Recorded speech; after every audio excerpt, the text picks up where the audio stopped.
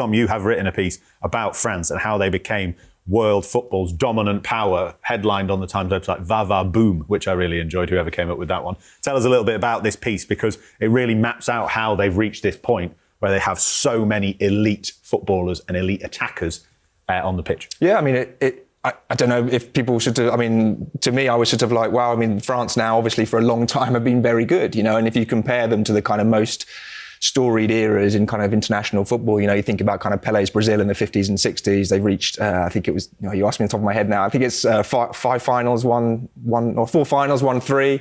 West Germany in the kind of 70s, 80s, reached 5 finals, won 2. If France get to the final here, they would have played 8 tournaments and got to 5 finals. You know, 5 World Cup finals out of 8. I mean, it's an incredible record. You know, 4 World Cup finals out of 7 as it stands. You know, this is the dominant team of this era. You know, and you think about the kind of 98 team with Henry and Zidane. They kind of win again. You know, and then now we've got sort of, you know, sort of Mbappe, for example. You know, he's one behind Messi in terms of World Cup goals, and you'd think he's probably got, like 2 or 3 tournaments in hand, you know? I mean, he is going to go down as, you know, one of the World Cup great players as well.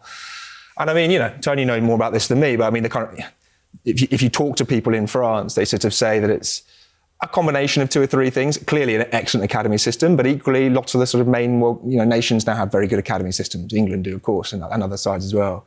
The differentiators, I think, for France are clearly the kind of rich melting pots of cultural diversity, you know, being able to draw on players from Africa, from all around Europe, you know, that is a big part. You know, the vast majority of the French team can play for another country, you know, and what does that give you? It gives you a more diversity of skills. You know, you kind of reduce the kind of shared limitations of a team that's kind of come through the same system from the same country.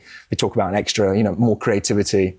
But also what I thought was interesting was that people basically saying that in the big football cities like Marseille and Paris particularly, you know, street football is still a huge thing. You know, like cage football, have these kind of city stads. They're kind of like just little sort of 5-a-side pitches, concrete, maybe Astro, always open, free, just available, clearly in very poor areas of these cities where kids just are playing all the time. And it's a weird thing, right? Because it's kind of very associated with poverty. You know, in these kind of areas that are really tough areas to kind of to be brought up in, football is like a salvation.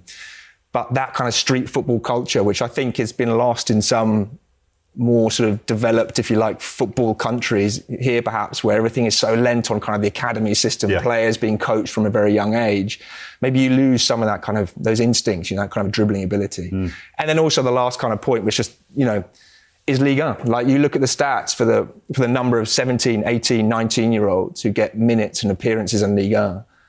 It's more than the Premier League, the Bundesliga, and Serie A combined. You know, last season for 18 and unders, you know, playing games in Ligue 1. So you have this sort of mixing of cultural diversity, street footballers who then get the opportunity very early on to basically polish those skills in a very physical league, and you get, you know, the golden ticket. You know, you get this again and again, talent coming through, and that's what has produced this incredible era for French football. Did you say in the piece that there were 99 players born in France at the World Cup?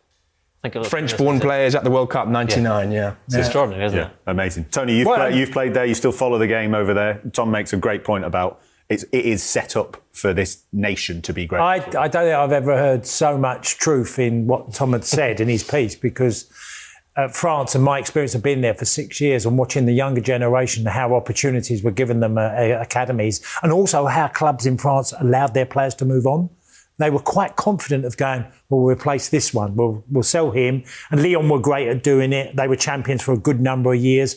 The change for France was back in the early 90s when they had that miserable night against Bulgaria. They didn't qualify, and the whole build-up towards the 98 World Cup was there for everything. They didn't play particularly well in England when the 96 Euros. Zidane came over as a young man. I remember talking to players saying, you've got to see Zidane, you've got to see Dougoury, these players, because it wasn't on TV then, and saying you've got to see how gifted they were. Zidane come to 96 Euros and didn't hardly have a kick. But I've seen the development. Street football is massive in France still, especially on the suburbs of Paris. There's a coincidence. I mean, I don't know, Tom, because I didn't see your piece, but how many would have come from the region of Paris, around the suburban areas? Because that's huge as well. Yeah, I mean, in terms of the 99 French-born players of the World Cup, I think second is the Netherlands, or something like 65. I think Germany is maybe 50. Paris, 57, you know? Like, Wow. Just Paris. No, I know, I Paris know, on because its I mean, you even have to go back to the Anelkas of this world, and you know, there's loads of, the list is endless of players that have come through that sort of system, and even the minor clubs. I played for Red Star, which were originally the biggest club in Paris, and they become the smaller club because of PSG when they started in 1970. You then look at the clubs around. Paris FC is not a big club. That's where Rosini has just gone to. Leon Rosini has just gone to. You know, there's small little Parisian clubs, but they still have a stream of players that move on. Yeah, absolutely. What's is great as well is that for a large part of this, you know, we're talking about several generations of extraordinarily talented players. They've had Didier Deschamps as manager since, I think, 2012. He was a pretty conservative coach, and actually the football's not been very entertaining. That's not the case now. No. Something has changed. Like whether it's the players that he's had at his disposal, he's like, I can't do anything other than play a different formation, you know, 4-2-3-1 instead of like 4-4-1-1, which was almost the case. Was the case. Get them on the pitch. They're so good. Let them do their thing. And it's been a joy to watch. Yeah, absolutely. But it's also, I mean, the opportunities thing is absolutely key. You know, I mean, you look at England's two-star players, like, it's an interesting test case with Kane, isn't it? You know, if Kane came through at Marseille, for example, he would have been getting minutes and games at 17, 18 years old. In fact, at Tottenham, you know, they were sort of loaning him out all the time. Yeah. And actually, they wanted to keep on loaning him out. And it was only because Kane has this kind of like extraordinary self-belief that he said, no, actually, I want to stay and compete. And then, of course, you get Pochettino comes in and it works for him. But only just, you know, and if you look at the kind of Mbappe, like, you know, was 16 when he played for Monaco first time. Doué made his debut for Stade Rennais at 17.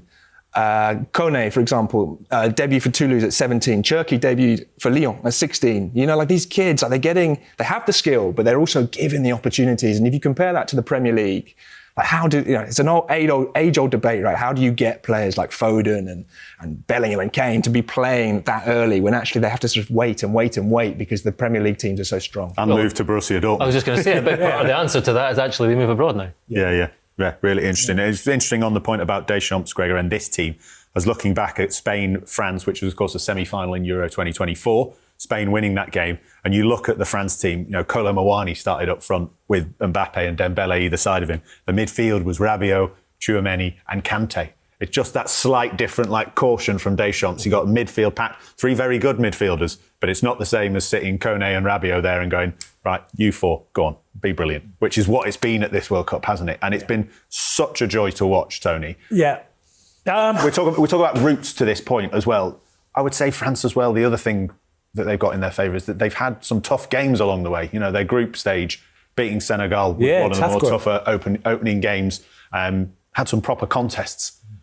Me and Gregor have talked about it. I still don't think they've even hit fifth gear yet. Like they still kind of look like they're cruising along at times. Well, the scary thing about France is that ridiculous pace up front. It just changes in a second. You can be defending and then suddenly, whether it's Olise, whether it's Dembele, Mbappe, Barcola, Doué, I mean, it's just frightening, them names in themselves to mention.